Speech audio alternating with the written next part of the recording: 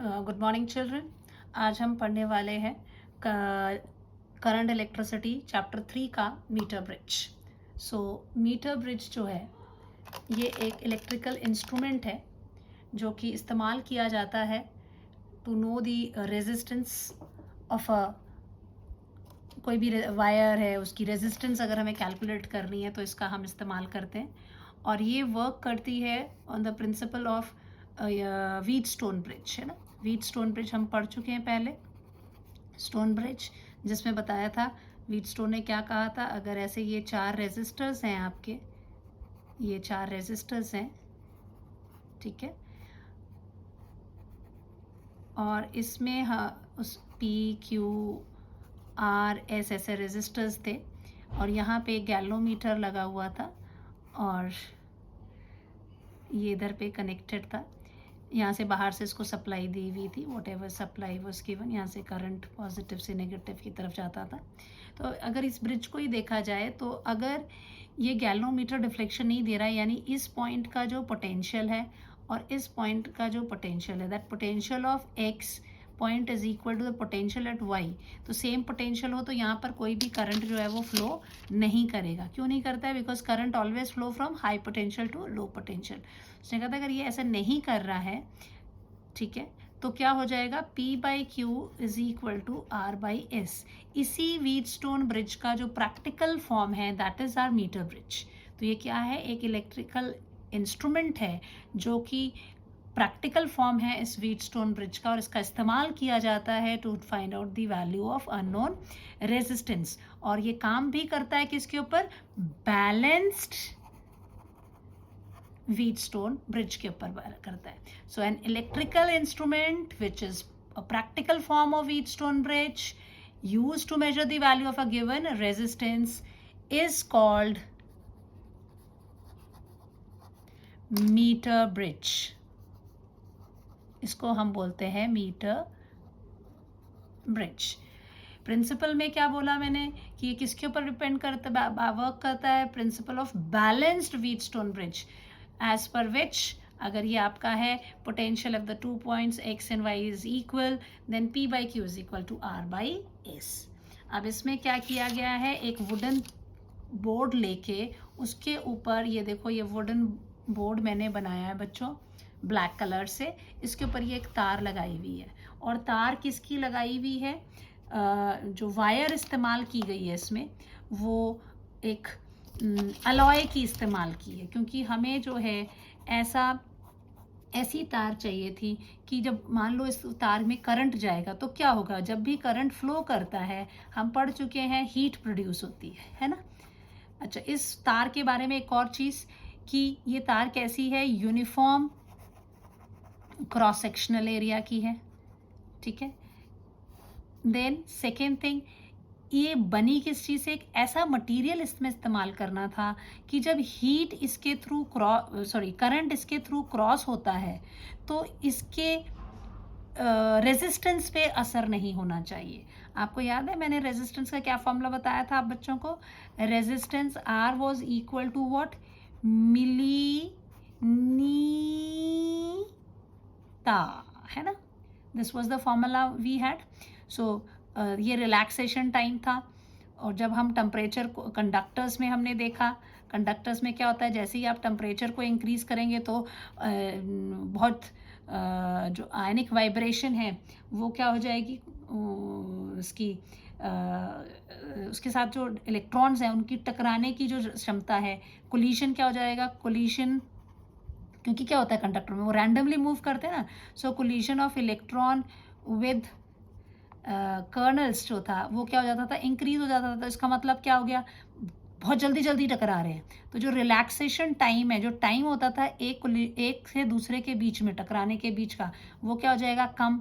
और अगर ये कम हो गया तो रेजिस्टेंस क्या हो जाएगा, बढ़ जाएगा। यानी कंडक्टर उन्होंने पढ़ा था जैसे टेम्परेचर बढ़ता है तो रेजिस्टेंस भी बढ़ जाती है।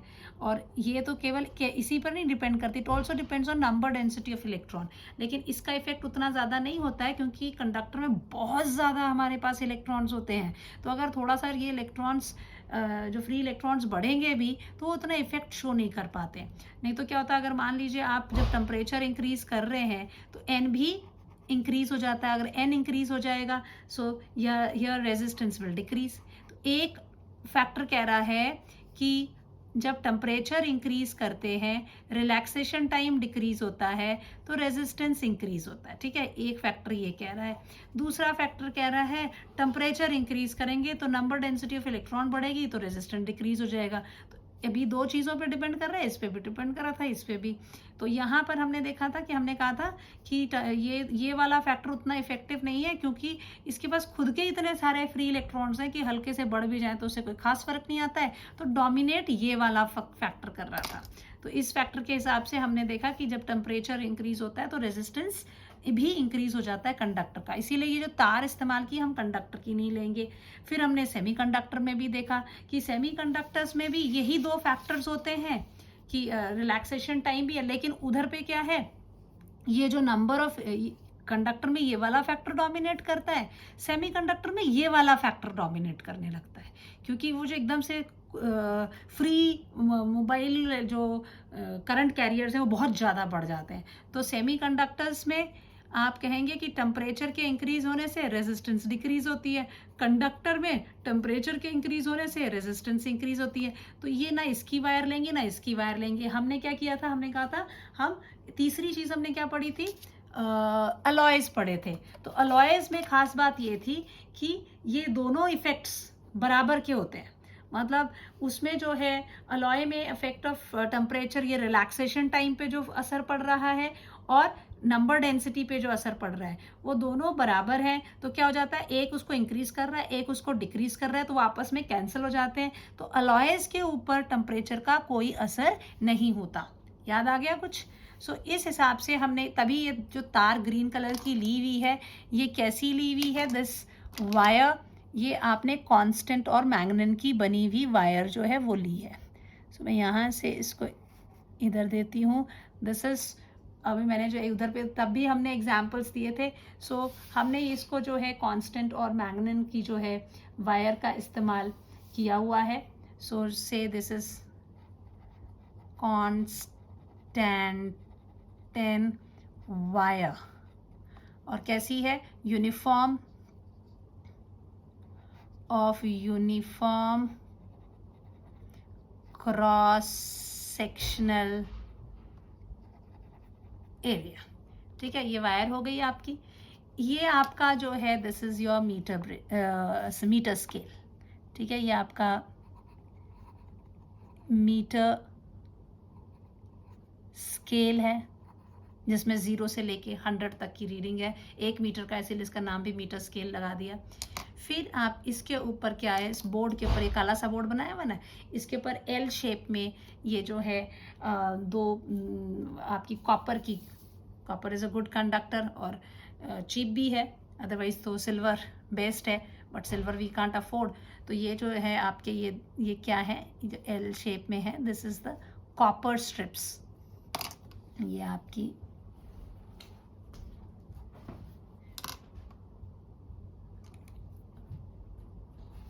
कॉपर स्ट्रिप्स हैं। ये दोनों कॉपर स्ट्रिप्स कैसी हैं, दे आर, इसको आप CS से मैं दिखा देती हूँ। Copper strips, this is a CS, this is also a CS, है ना, this is also a copper strip. ये आपकी 90 डिग्री पे से बेंड है, दो गैप्स इसने डाल दिए, बीच में एक और स्ट्रिप इसमें लगाई हुई है। ठीक है, अब इधर वाले एंड पे जो आप सप्लाई देंगे वो आपकी सप्लाई कहाँ से आएगी, आप इसको यहाँ से कनेक्ट, एक्सटर्नल सर्किट से जब इसको कनेक्ट किया जाता है, जो सप्लाई इसको आपने देनी है, तो यहाँ पे मान लीजिए आपने ये बैटरी के साथ इसको कनेक्ट कर दिया। ठीक है, ये की लगा दी और ये कनेक्ट हो गया बी। सो करंट की डायरेक्शन हमेशा पॉजिटिव से निकलती हुई दिखाइए और नेगेटिव की तरफ आती हुई दिखाइए। ठीक है, this is what we have. अब ये जो आपका गैप है पहला वाला, इस गैप में जो है एक अननोन रेजिस्ट, जो आप सॉरी द नोन रेजिस्टेंस, यहाँ एक रेजिस्टेंस बॉक्स लगा दिया जाता है। इसको उठा के कनेक्ट कर देते हैं रेजिस्टेंस बॉक्स के साथ। ठीक है, ये R जिसमें कि ऐसे चाबियाँ सी लगी होती हैं, तो जो भी चाबी आप निकालेंगे आपको पता होता है कि आपने इतना रेजिस्टेंस यहाँ इंट्रोड्यूस किया है। ठीक है, this is the resistance box, यहाँ कनेक्टेड है। I will write this resistance box जो कि प्रोवाइड कर रही है रेजिस्टेंस, नोन रेजिस्टेंस है ये। ठीक है, this is a known value, उसमें लिखी होती है कितने इसका लगाया हुआ है। और यहाँ पर जो है अननोन रेजिस्टेंस लगा दिया जाता है। Here I have the,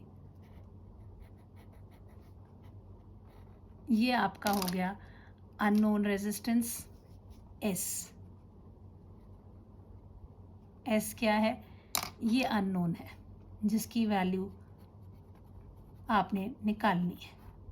this is unknown resistance. ठीक है, और इधर ये जो टर्मिनल है इसके साथ एक गैलोमीटर लगा के, गैलोमीटर जो है एक ऐसी, ये भी इलेक्ट्रिकल डिवाइस ही है, ये ऐसी डिवाइस है जो कि एकदम से ज़रा भी करंट इसमें अगर जाता है तो ये डिफ्लेक्शन देती है। अगर नहीं करंट होगा तो ये ज़ीरो पे, नल डिफ्लेक्शन पे होगी। इसमें एक ऐसा पॉइंटर सा बना होता है, ऐसा ये है, ये टर्मिनल है इसके, ऐसा जैसे एमिटर्स होते हैं, इधर गोला सा बना होता है, ये ज़ीरो पे पॉइंटर हमेशा रहता है। तो अगर कोई करंट नहीं तो ऐसे रहेगा, अगर इस डायरेक्शन में करंट की, कभी ये डिफ्लेक्शन इस तरफ को दे रहा है, कभी इधर को, डिपेंडिंग ऑन कि कहाँ को करंट जो है वो फ्लो कर रहा है। तो ये प्रेजेंस ऑफ करंट को बताता है। This is a galvanometer. और इसको, ये जो ये टर्मिनल टी है, इसको जोकी के साथ कनेक्ट किया जाता है। जोकी क्या है? जोकी एक इस तरह की मेटालिक, वो इसकी ब्लेड की जैसा एज होता है, एक मेटालिक कह लो, एक स्ट्रिप सी है, रॉड सी है, जिसके एंड पे एकदम ऐसा स्ट्रिप, ऐसा लगता है जैसे चाकू सा बना हुआ है। और यहाँ पे एक टर्मिनल होता है, इसके साथ इसको कनेक्ट कर देते हैं। और ये जो है इसको आराम से इसके ऊपर, वायर के ऊपर प्रेस नहीं करना है, क्योंकि अगर हम इसको क्वेश्चन कई बार पूछ लेते हैं कि क्यों इसको प्रेस नहीं करते, स्लाइटली इसको मूव करते हैं, क्योंकि अगर प्रेस करेंगे तो इसके रगड़ने से इस तार की जो कहीं पे खुरच जाएगी, तो कहीं का एरिया कम होगा, कहीं का एरिया ज़्यादा होगा। और जब एरिया है, रेजिस्टेंस जो है वो एरिया पे भी डिपेंड करता है। R is equal to rho L upon A. तो A, this is what we have, कि इसकी जो वैल्यूज़ हैं वो डिफ़र कर जाती हैं। ए क्रॉस सेक्शनल एरिया में अगर फ़र्क आ गया तो रेजिस्टेंस में भी फ़र्क आ जाएगा। तो बड़े आराम से इसको स्लाइड आउट करते हैं। तो अब क्या करते हैं इसमें कि अब ये जो तार है, इस तार की भी तो कोई रेजिस्टेंस होगी, है ना। तो पहले तो चलो कंस्ट्रक्शन की बात करते, तो बोल दिया एक बोर्ड ले लिया, उसके एक दो एंड पे एक तार लगा दी, और तार कौन सी लगाई? कांस्टेंट वायर की, यूनिफॉर्म क्रॉस सेक्शनल एरिया की लगा दी। उसके बाद ये कॉपर स्ट्रिप्स हैं जो 90 डिग्री पर हैं, जो कि दो गैप्स इधर पे, दो एंड्स ऑफ दिस, इस बोर्ड के दो एंड पे लगी रहती है। फिर एक मेटालिक, ये भी आपकी कॉपर स्ट्रिप ही है, बीच में रखी है, जो कि दो गैप्स क्रिएट कर देती है। एक में हम नोन रेजिस्टर लगाते हैं, एक में हम अननोन। अब दो रेजिस्टर्स तो आपके हो गए, अब बाकी रेजिस्टेंस कहाँ से आएगा? तो ये जो तार है इसकी भी अपनी एक रेजिस्टेंस है। तो जब इसको स्लाइड करते हैं तो मान लीजिए इस पॉइंट पर ये डिफ्लेक्शन नहीं दे रहा है, ठीक है। तो जब ये डिफ्लेक्शन नहीं दे रहा है तो इस तार की खुद की भी तो कोई रेजिस्टेंस होगी।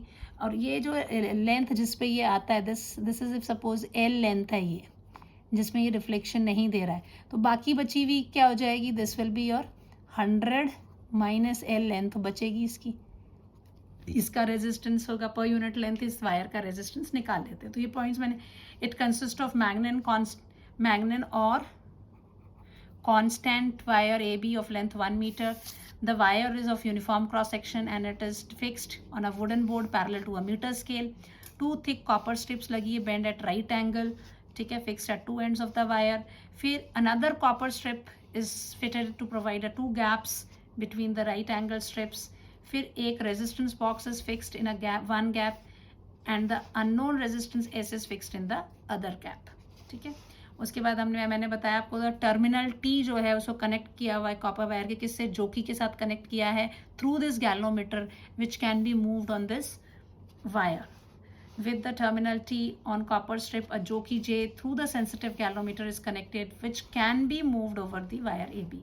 फिर एक ये बैटरी आपकी जो है आपने ई थ्रू वन वे की, दिस इज़ अ की यू हैव, इसके साथ इसको कनेक्ट कर दिया है across the wire. This is what the construction part we have. अब बारी आती है इसकी वर्किंग की कि ये वर्कआउट कैसे करता है. अब आप इसको मैं इधर ही एक्सप्लेन कर देती हूँ कि जब वर्किंग की बात आ रही है तो जैसे ही हम इस की को क्लोज करते हैं, ठीक है, और इधर से रेजिस्टेंस की वैल्यू को एडजस्ट करते हैं एंड इसको एडजस्ट करके जोकी को यहाँ से मूव करना शुरू कर देते हैं. मान लीजिए जे पॉइंट पर वो क्या आता है, कोई डिफ्लेक्शन जो है वो नहीं दे रहा है, it's not giving any deflection. तो इसका मतलब क्या हो गया, ये बैलेंस्ड एक रेजिस्टेंस, तो ये आर आपका है ही है ना, एक रेजिस्टेंस ये आर है, एक रेजिस्टेंस ये एस है जो आपने निकालना है. फिर ये यहाँ पर डिफ्लेक्शन नहीं दे रहा, मतलब ये आपका पॉइंट है टी, ठीक है, दिस इज पॉइंट टी, ये आपका ए है, ये आपका बी है, ये हो गया ए पॉइंट, बी पॉइंट यहाँ आ गए, टी आपका, यहाँ से गैल्वेनोमीटर ने कोई डिफ्लेक्शन नहीं दिया एंड यहाँ कुछ नहीं है. तो अब बचा कौन, यहाँ जे है आपका, जोकी लगा हुआ. तो जोकी से लेकर ए से लेकर भी वायर की लेंथ है. यहाँ पर क्या, ये जो रेजिस्टेंस होगा वो क्या होगा, एल लेंथ का, वायर की लेंथ का कितना रेजिस्टेंस है, और ये जो जे से लेके बी तक, इसमें कौन आ जाएगी, 100 माइनस एल लेंथ का वायर का रेजिस्टेंस है ना. तो हम यहाँ पे ले सकते हैं, अगर हम मान के चलिए कि अगर हम ये ले लेते हैं कि आर जो है resistance per unit length of wire है, ठीक है. So resistance of length L, कितनी है length L, A, that is A to J will be equal to, इसको नाम दे देते हैं हम P, which will be equal to R L, ऐसे लिख सकते हैं. फिर resistance of length 100 minus L, ये कौन है, दिस इज बी जे, इसको हम क्यू ले लेते हैं, ये कितना हो जाएगा, आर इंटू 100 माइनस एल. तो अब देखिए इसकी भी रेजिस्ट सब पता है हमें, ये आपको निकालना है. और ये कैसा है, यहाँ पे कोई करंट, गैल्वेनोमीटर ने कोई डिफ्लेक्शन नहीं दिया है, यानी कैसी सिचुएशन में, बैलेंस्ड आपका जो ये व्हीटस्टोन ब्रिज है, situation of a balanced Wheatstone bridge. तो अब यही सारी बातें मैंने आगे आपको नोट्स में प्रोवाइड कर दी हैं. व्हेन वी क्लोज की के and adjust the known resistance R from the resistance box, and when jockey was moved on the wire and found at a particular position of jockey say J, galvanometer gave no deflection, then potential of कौन सा वाला point, T point और J point पे क्या है, the potential is same.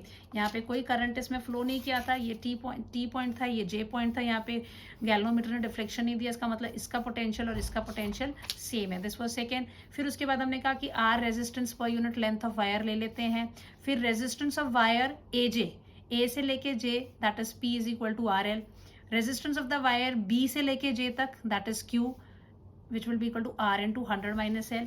Then according to principle of balanced Wheatstone bridge principle क्या हो जाएगा, P by Q is equal to R by S. अब चुपचाप हम वैल्यू डाल देंगे इसमें, और क्या करना है, P की वैल्यू कितनी निकली है बच्चे, RL, I'll write R into L.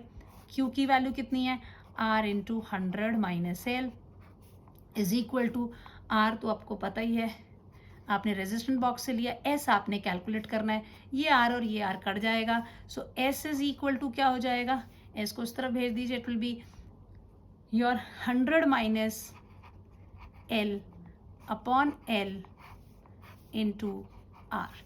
ये फॉर्मूला आपको बच्चों याद रखना है कि ऐसे हम रेजिस्टेंस निकाल सकते हैं. अगर हमें पता हो कि जो गैल्वेनोमीटर है, इसको जो पॉइंट है, जिस पॉइंट पे ये कोई डिफ्लेक्शन नहीं देता है, उसको हम कहते हैं नल पॉइंट, ये भी याद रखेंगे, ठीक है. सो जे इज व्हाट हियर, दिस से जे इज पॉइंट, जे जो है इज कॉल्ड नल पॉइंट, ठीक है, इसको नल पॉइंट कहा जाता है. अब यहाँ पर अगर बच्चों ध्यान से देखो, एस और अगर आर इक्वल है तो ये कब इक्वल होंगे, अगर ये दोनों कैंसिल हो जाएं. और ये दोनों कैंसिल कब होंगे, ये इतनी लंबाई है, बची हुई लंबाई, अगर ये दोनों लंबाइयाँ क्या है, बराबर पॉइंट पे हैं, तो इसका मतलब क्या हो गया, यहाँ से हमें एक पॉइंट मिलता है, दैट दिस अगर if R is equal to S, ये दोनों बराबर हैं, तो ये वाली चीज़ें क्या होंगी, ये भी बराबर होंगी. Then 100 minus L is also equal to L, which implies कि आपका नल पॉइंट कहाँ पर आ रहा है, in the middle of the wire, which implies null point is near the middle of slide wire. Slide wire bridge भी है ना ये, तो इसके मिडल में होगा अगर आपका ये R is equal to S है. और sensitivity of this bridge is maximum जब ये रेजिस्टेंस सारे आर्म्स के जो हैं are of almost same value के होंगे, तो ये रेजिस्टेंस. एक बात आपने ये ध्यान रखनी है. दूसरी, आपने इसकी कांस्टेंट एंड मैग्नेट या इसकी जो इस्तेमाल करने के लिए यूज़ किया है कि वायर ऑफ कॉन्स्टेंटन और ये अलॉय हैं, कॉन्स्टेंटन और मैग्निन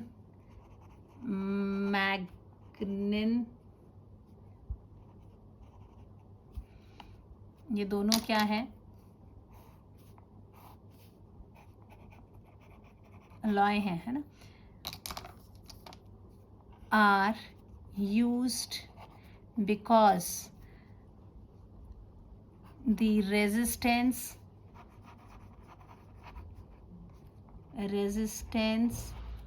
of alloys do not vary with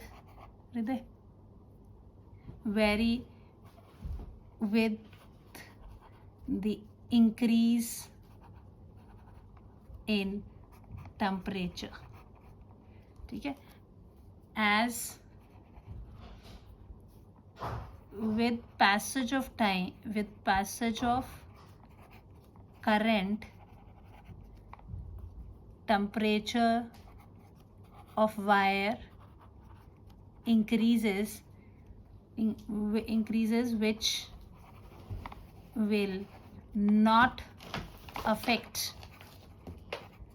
the resistance of wire. ठीक है, इसलिए हम वायर कांस्टेंट एंड मैग्नेट की इसलिए इस्तेमाल करते हैं कि इसकी resistance of alloy do not vary with the increase in temperature. As जैसे इसमें करंट जाता है तो इसने इंक्रीज होना है. सेकेंड, इसको जो कि इज नॉट प्रेस्ड, जो कि is not pressed against wire, because on doing so cross-sectional area of wire will change and resistance is equal to what, rho L by A. So resistance will change. तो जो कि जो है not pressed against, because on doing so cross sectional area of the wire will change and R is equal to rho by L upon A. So R will change.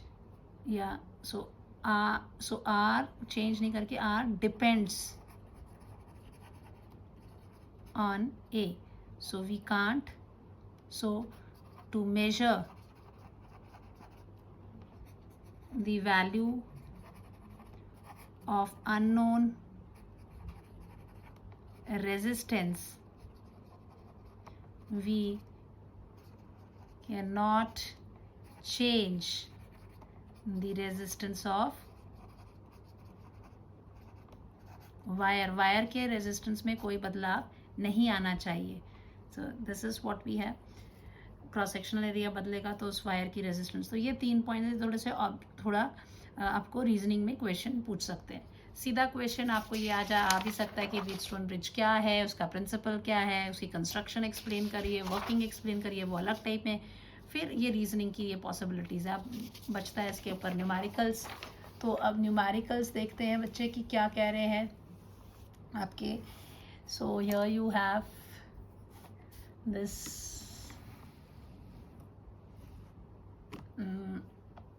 पहला question.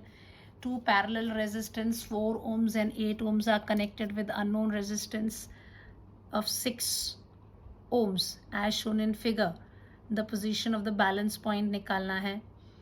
ये आपको 6 ohms दिया हुआ है. known resistance बोला है, value लिखना भूल गई हूँ मैं. This is 6 ohm. ये रेजिस्टेंस बॉक्स से बनाया हुआ है. पैरेलल में कौन है? 4 ohm and 8 ohms कनेक्ट किए हुए हैं और आपको पोजीशन बतानी है. Find the position of balance point. Balance point का यानी कि आपको ये लेंथ बतानी है कि ये लेंथ कितनी है. ठीक है. So what will do is, ये जो कि is not giving balance point आपको बताना है. सो लेट आप इसको ऐसे कर सकते हैं कि मैडम हमेशा यही काम करती है कि बीच में लाइन नहीं खींचती. So here we have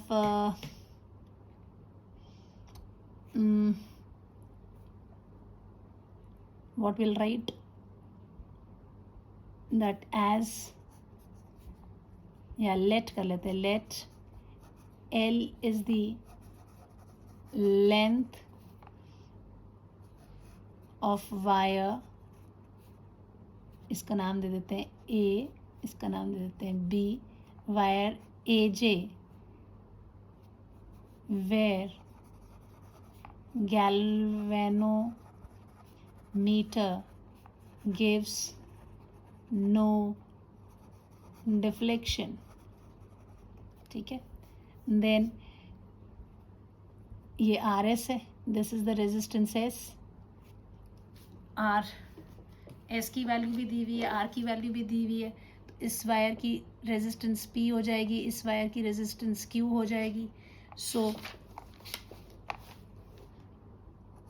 if R is resistance per unit length, then for balanced Wheatstone bridge का क्या हो जाएगा? Will have P upon Q is equal to R upon S. P कितना है? R into L divided by Q कितना है? 100 minus L into R is equal to R कितना दिया हुआ है? 6 डिवाइडेड बाय S की वैल्यू तो हमें इधर से पैरेलल कॉम्बिनेशन से निकालनी पड़ेगी. तो S is what? 1 upon S will be equal to 1 upon 4 plus 1 upon 8, क्योंकि ये पैरेलल में लगे हुए हैं. So this will be equal to, the LCM is 8. 2 plus 1 is equal to 8 upon 3. 3 upon 8. So S की वैल्यू हो गई 8 upon 3 ohms. ठीक है. सो दिस यहाँ से R और R कट गया. सो हमारा क्या आ जाएगा? L upon 100 minus L is equal to, इसकी वैल्यू निकाल लेते हैं कितनी आ रही है value. This value will come out to be, दूसरी तरफ क्या हो जाएगा? 6 है हमारा, और इस तरफ क्या हो गया हमारा? This value is coming out to be, oh my god, 6 upon 8 upon 3. S की वैल्यू जो है हमारी 8 अपॉन 3 आ गई. अब हमने ये वैल्यूज़ देखनी है कि इसमें कितनी वैल्यू जो है वो जाती है. Then this will be equal to, इसको सॉल्व कर लीजिए. L upon 100 minus L, simple mathematics है. This will be 6 upon 8 into 3. So 6 3 कोई कैलकुलेशन में गलती तो नहीं हुई है? एक बार चेक कर लीजिए. There should be no mistakes in this part. Calculation में मिस्टेक की गुंजाइश नहीं होनी चाहिए. सो ये यू हैव S कितना दिया हुआ था आपको? 4 ओम दिया हुआ है और 8 ओम दिया हुआ है. 4 और 8 ओम्स जो हैं ये आपके लगे हुए हैं पैरेलल में. सो 1 अपॉन 4 अपॉन 1 बाई 8 है. No mistake in that part. अब अगर ये वैल्यूज़ आपको इस तरह से दी हुई हैं तो आगे की वैल्यूज़ आप कैलकुलेट कर सकते हैं। तो 2 प्लस 1 ठीक है, 3/8, 8/3 3, सो 8/3 इधर चला गया, 2 3 ज़ा 6, 2 4 ज़ा 8, दिस इज़ 9/4, तो कितना हो जाएगा 4L is equal to 900 minus 9L है ना। So this will be your, इसको इस तरह भेज देते हैं तो कितना हो जाएगा 4L plus 9L is equal to 900, so 13L is equal to 900, so L is equal to 900 divided by 13, कितना हो जाएगा इसको आप डिवाइड करके दैट मच सेंटीमीटर आप निकाल लीजिए, ठीक है। This much calculation you can do. आप देखते हैं क्वेश्चन नंबर 2 क्या कहता है। इसमें आपको 3 ओम्स का रेजिस्टेंस दिया हुआ है, आर एक और रेजिस्टर दिया है, आपको आर की वैल्यू निकालनी है, आपको नल पॉइंट दिया हुआ है इसमें।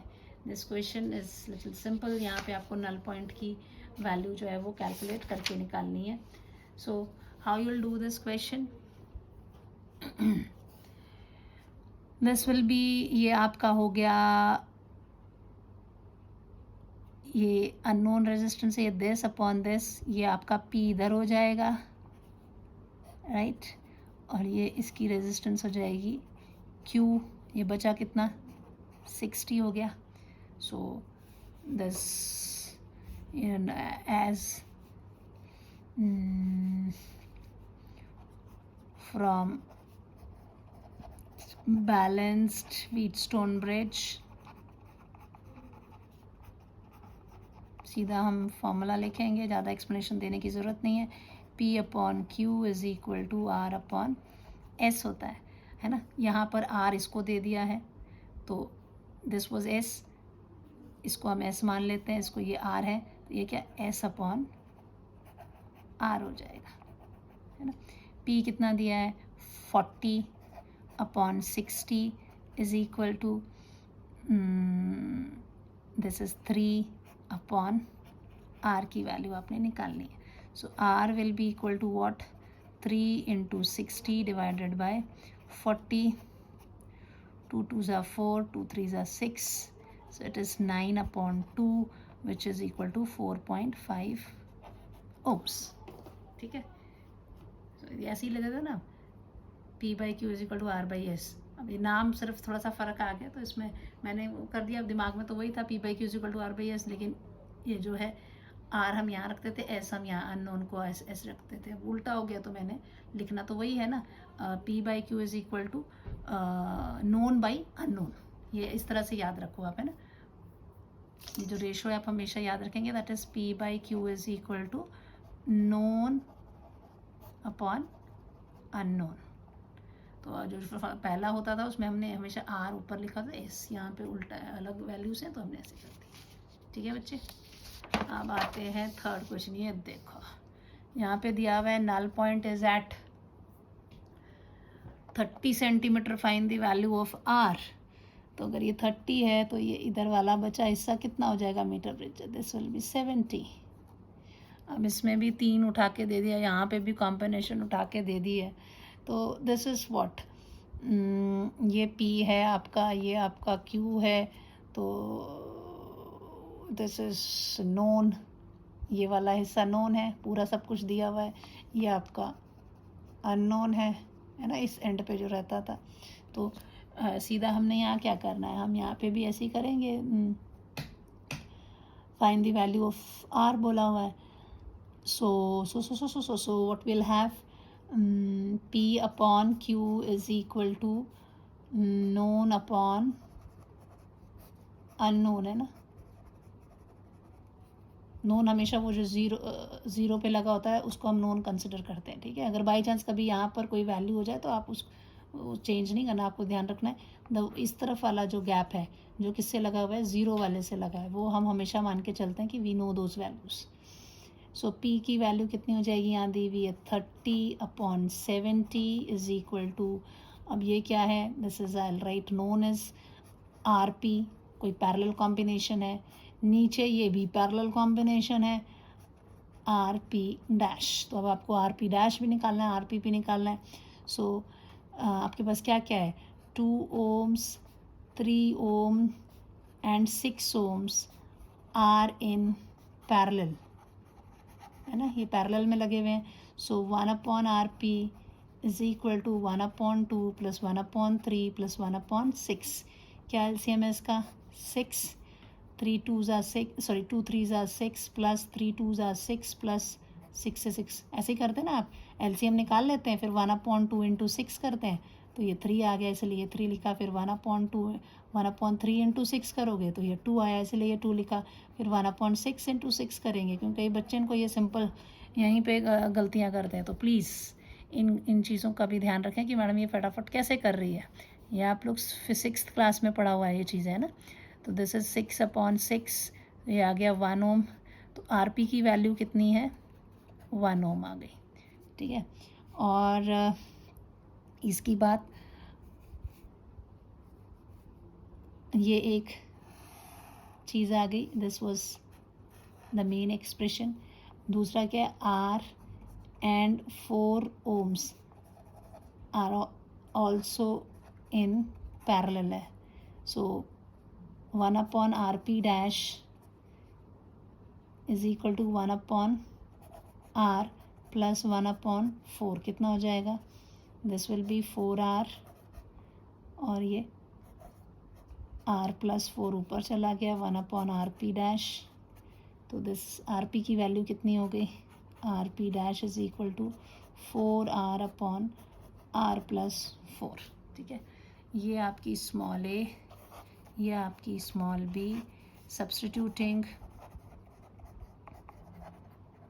Small a and small b in equation 1 में डाल दीजिए, इसमें डाल देंगे तो क्या हो जाएगा, 30/70 इज इक्वल टू, क्या आ जाएगा आपका, आरपी कितना आया 1 ohm डिवाइड आरपी डैश कितना आया आपका 4R/R प्लस 4, ये ऊपर चला जाएगा, 0 0 काट दिया, 3/7 is equal to R plus 4 ऊपर चला गया, नीचे 4R है, ये हो गया आपका 12R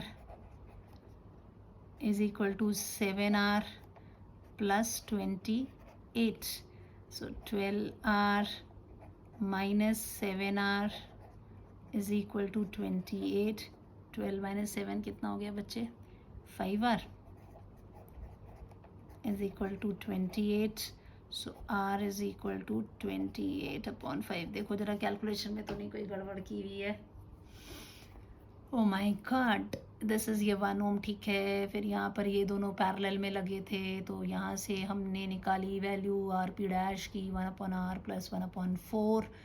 सो ये हो गया R plus 4 divided by 4R। तो आर पी डैश की वैल्यू होगी 4R ऊपर, नीचे चला गया R प्लस 4, ये उठा के हमने उस वाली इक्वेशन में डाला, 0 0 काट दिया, तो 4R नीचे रह गया, R प्लस 4 ऊपर चला गया, क्रॉस मल्टीप्लाई किया, 3 4s are 12R और 7R and 7 4s are 28। R वाली टर्म्स एक तरफ ले ली, so 12 minus 7 5R is equal to 28।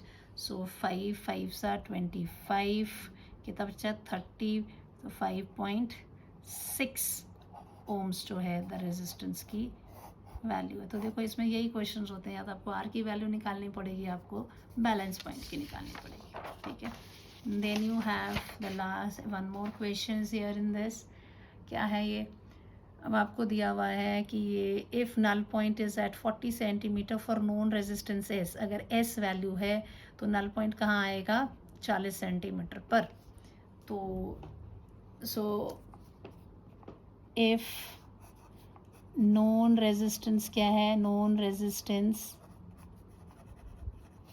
Is equal to S, null point किधर है 40 centimetre, and when 2 ohm resistance is added parallel to S, so if S के parallel में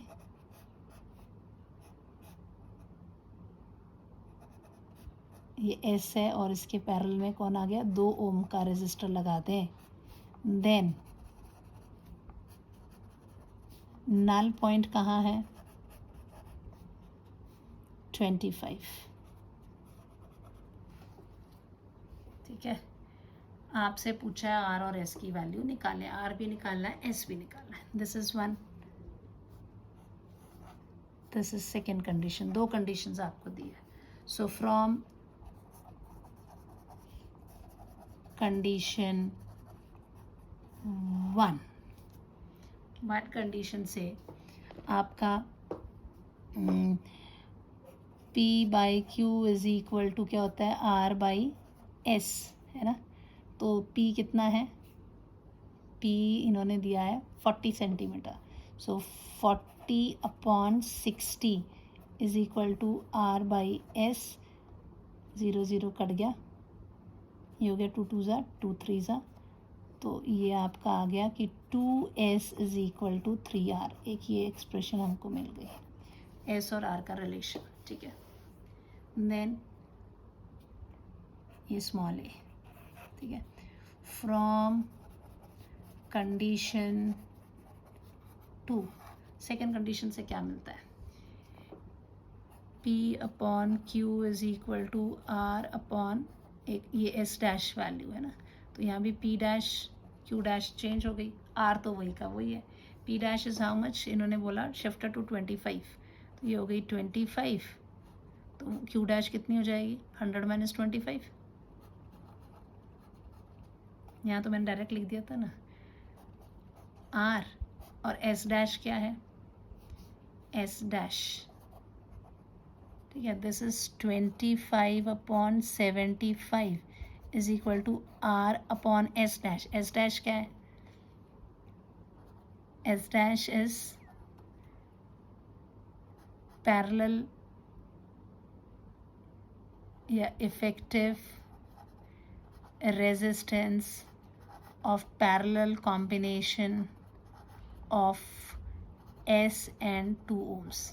यानी 1 upon S dash is equal to 1 upon S plus 1 upon 2, which is equal to S plus 2 upon 2S 1 by S dash. तो S dash की value क्या हो जाएगी? 2S upon S plus 2. ठीक है, S dash की वैल्यू ये आ गई. अब क्या करेंगे भाई? 25 1 सा 25 23 है ना. So this is 1 upon 3 is equal to R upon 2S upon S plus 2. S plus 2 पर भेज देते हैं, या इसको इधर भेज देते हैं, इसको इधर भेज देते हैं. ये हो गया आपका 2S upon S plus 2 is equal to 3R. 3R is equal to what? 2S. ये हो जाएगा 2S upon S plus 2 is equal to 2S. कहाँ से? From A. 3R की वैल्यू 2S थी. अब इधर भी 2S है, इधर भी 2S है, ये कैंसिल हो जाएगा. You are having 1 upon S plus 2 is equal to 1. So S plus 2 is equal to 1. So S is equal to 1 minus 2. क्या वैल्यू आ गई? माइनस में तो आ ही नहीं सकती वैल्यू. कहीं कोई गड़बड़ तो नहीं कर दी है? ज़रा देखो, somewhere some mistake.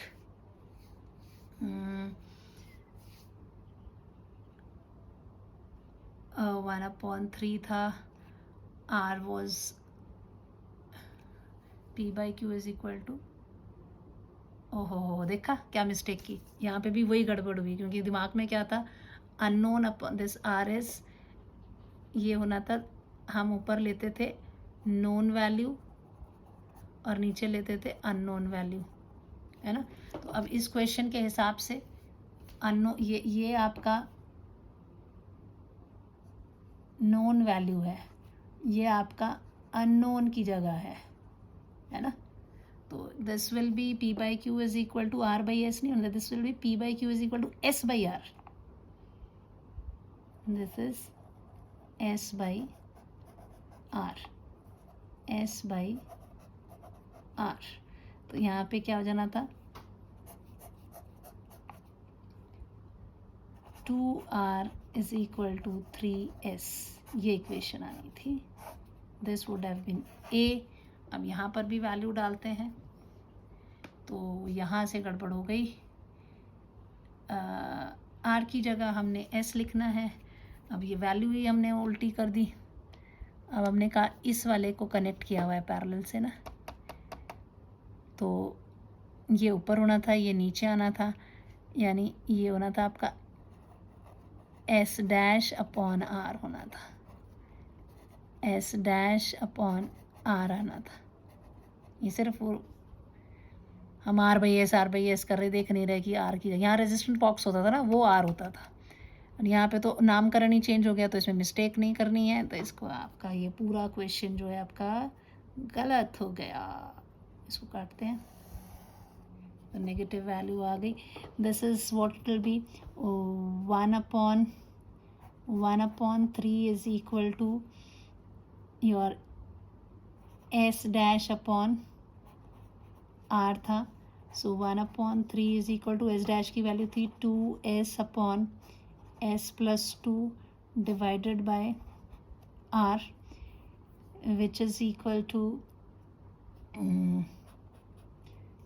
1r/3 is equal to 2s upon s plus 2.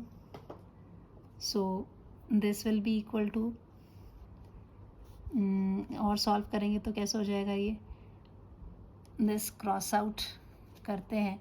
Are की जगह पे क्या हो जाएगा, 3/2s भी डाल सकते थे। R is equal to 3s upon 2 divided by 3 is equal to 2s upon s plus 2। यहाँ से 3 से ये 3 कट जाएगा। s upon 2 is equal to 2s upon s plus 2। Quadratic equation के फॉर्म में आएगा ये। This will be s square plus 2s is equal to 4s. This will be equal to what? S square plus 2s minus 4s is equal to 0. So this is s square plus minus 2s is equal to 0. s बाहर निकाल लीजिए, s minus 2 is equal to 0. So s is equal to 0 और s is equal to 2 ohms, है ना। आपसे s की value निकल गई, तो ये 0 तो होगी नहीं, तो s की वैल्यू क्या आ गई, s is equal to 2 ohms है। अब r भी पूछा हुआ है, r is how much, r is equal to 3/2 times s. So this will be 3/2 into 2, so it will be 3 ohms. R is equal to 3 ohms आ गया। देखो एक छोटी सी मिस्टेक ने पूरा क्वेश्चन क्या कर दिया था बच्चे, गलत। हमने क्या किया था, सब ठीक लिया हुआ था, कंडीशन लगाई थी। आप हमेशा, मैंने कहा 0 वाले के साथ जो है उसको हम ऊपर रखते हैं, इधर वाले को इधर साइड में। ऐसे हम डायरेक्ट नहीं कि हर बारी आंख बंद करके ऐसे नहीं लिख सकते P/Q is equal to R/S, है ना, ऐसे लिखते थे ना P/Q। तो P कौन है, P ये वायर की लेंथ होती थी, Q इस वाली वायर की रेजिस्टेंस होती थी, और R होता था यहाँ का रेजिस्टेंस जो 0 से लगा होता था, और S होता था इस तरफ वाला। तो ये चीज़ बेसिक आपको ध्यान रखनी है जब भी रेशियोज लिखने हैं। सो P/Q is equal to S/R होना है, क्योंकि उन्होंने नाम सिर्फ चेंज कर दिया है। सो दिस S/R हमने क्या किया, आंख बंद करके R/S कर दिया था, तो सारा इक्वेशन खेल खराब हो गया। सो S/R चलेगा, और यहाँ से ये आ गया था 2R is equal to 3S। ये इक्वेशन हमको मिल गई थी फ्रॉम कंडीशन 2। हमने लिखा P'Q' is equal to S dash, क्योंकि S डैश के साथ क्या लग गया, S के साथ क्या लग गया था, 2 ohms लग गया था, तो इसीलिए S dash upon R। R तो वैसे का वैसे ही है, फिर वो 1/3, यहाँ पे 1/3 आ गया था। 1/3 is equal to S dash upon R। S dash की वैल्यू हम यहाँ कैलकुलेट कर चुके हैं कि ये इनका पैरेलल कॉम्बिनेशन है, तो वहाँ से ये वैल्यू आई कि S डैश की वैल्यू हो जाएगी, क्योंकि 1/S डैश आया है S प्लस 2/2S, तो S डैश हो जाएगा रेसिप्रोकल, इसलिए 2S upon S plus 2 divided by R। अब R को वहाँ भेज दीजिए, तो ये हो गया R/3, ये 2S अपॉन S प्लस 2। फिर ये सारे इक्वेशन एक इसमें लगाने के लिए क्या किया, R की जगह पे इस वाली इक्वेशन से 3S/2 लिख दिया, तो फिर ये 3 से 3 कट गया, ये S/2 हो गया, और ये 2S अपॉन S प्लस 2। फिर इसको क्रॉस आउट कर दिया, मल्टीप्लाई, ये इधर को गया तो कितना हो जाना था, S² प्लस 2S और ये इधर को गया तो 4s, फिर ये सारी चीज़ें एक तरफ करी, S square plus 2s minus 4s is equal to 0, so S square minus 2s is equal to 0, S को कॉमन निकाला, s माइनस 2 0, अब s इज इक्वल टू 0 और s is equal to 2 ohms, 0 तो हो नहीं सकता, तो s की वैल्यू आ गई 2 ओम्स। रही बात r की, तो इस वाले के हिसाब से r कितना है 3/2 s, तो 3/2 इंटू 2, 2 से 2 कट गया 3 ohms, so this way the value is given. तो ये इसके साथ आपका जो है मीटर ब्रिज फिनिश होता है।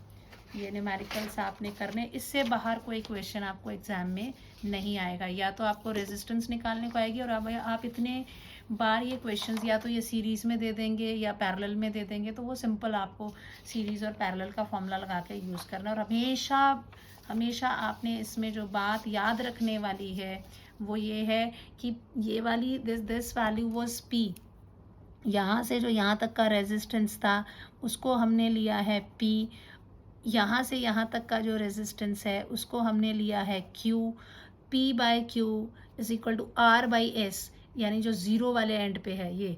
अगर एग्जामिनर यहाँ पे इसको S नाम दे देता है, इसको R, तो ये फॉर्मूला वैसे का वैसा नहीं लगेगा, it will be P/Q is equal to S/R, मतलब ये आपका left hand side upon the right hand side, आपने ये याद रखना है। ये बिल्कुल सब बच्चे आप एंड में क्लोज करने से पहले मैं आपको बता दे रही हूँ कि P जो है कहाँ से है, ज़ीरो से जो लेंथ चली है, ठीक है, ज़ीरो से जो लेंथ चली है P, और P/Q is equal to R भी कौन सा लेना है, जो ज़ीरो के साथ कनेक्टेड है, अपॉन S। ये याद रखना, ये ज़ीरो के साथ जो लगा हुआ है वो P, और रेजिस्टेंस भी जो ज़ीरो के साथ लगा हुआ है, ये एंड है ना ज़ीरो, ज़ीरो के साथ ही ये P है, ज़ीरो के साथ ही ये R है। तो ये वाली चीज़ आपने ध्यान रखनी, फिर गलती की कोई भी गुंजाइश नहीं होगी, ठीक है। ओके, अब आप इसको देख लीजिए और जो भी डाउट्स हैं आप कमेंट सेक्शन में लिख सकते हैं। Till then goodbye and revise it, thank you.